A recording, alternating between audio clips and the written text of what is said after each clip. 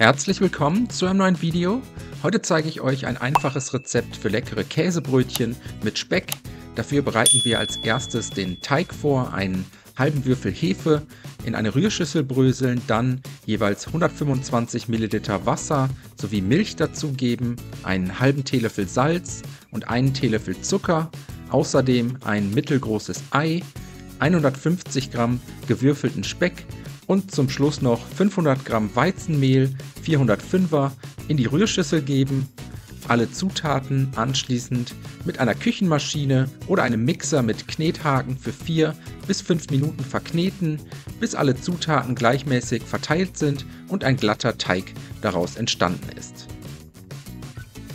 Den fertigen Teig anschließend auf eine bemehlte Arbeitsfläche geben, von oben ebenfalls mit etwas Mehl bestäuben und dann nochmals mit den Händen von außen nach innen ziehend kurz durchkneten, eine Kugel aus dem Teig formen und jetzt können wir den Teig portionieren. Insgesamt sollten es 10 Brötchen werden, also schneiden wir den Teig in 10 ungefähr gleich große Stücke und die Teigstücke danach zu kleinen Kugeln bzw. Bällchen formen.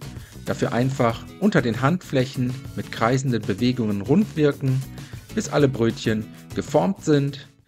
Die fertig geformten Brötchen dann auf ein mit Backpapier ausgelegtes Backblech setzen. Ich habe sie auf 2 Bleche aufgeteilt, so haben die einzelnen Brötchen mehr Platz. Mit einem Küchentuch abdecken, für 45 bis 60 Minuten ruhen lassen, bis sich das Teigvolumen deutlich vergrößert hat.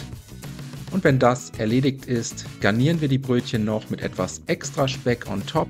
Dafür einfach eine kleine Handvoll Speckwürfel mittig auf jedes Brötchen geben. Anschließend noch 10 Scheiben Käse auf den Brötchen verteilen. Ich habe hier Gouda verwendet. Nehmt aber einfach, was ihr da habt oder euch am besten schmeckt. Und so gehen die Brötchen danach für 20 Minuten in den vorgeheizten Backofen bei 180 Grad Umluft für 2 Bleche gleichzeitig oder 200 Grad Ober-Unterhitze für ein Blech oder 2 Bleche hintereinander.